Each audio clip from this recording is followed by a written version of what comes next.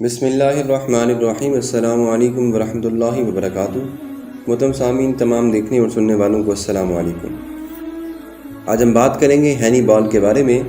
اگرچہ دوسری پیونک وار 219 سے 201 قبل مسیح کا خاتمہ روما کی فتح پر ہوا، لیکن اس کے باوجود کارتھیج کے کماندار ہینی بال کو دائمی فوجی عظمت حاصل ہو گئی۔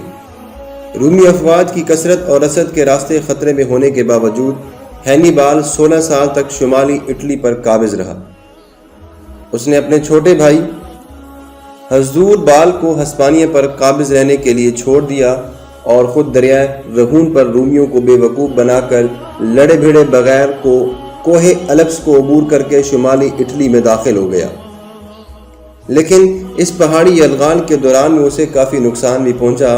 آخر فتح پر فتح حاصل کرتا ہوا وہ پورے شمالی اٹلی پر قابض ہو گیا۔ اب مشہور رومن جرنیل فلیپی آس نے رومیوں کی کمان ہاتھ میں لی۔ وہ گھمسان کی جنگ سے ہمیشہ پرہیز کرتا تھا، کیونکہ ایسی لڑائیوں میں ہینی بال ہمیشہ فتح پا جاتا تھا۔ اسی طرح ہینی بال کی طاقت رفتہ رفتہ کم ہوتی چلی گئی، اور جب اس کا بھائی ہسپانیہ سے امدادی فوج لے کر آیا تو رومیوں نے اس کو شکست دی اور میتارس کے مقام پر اس کو قتل کر دیا۔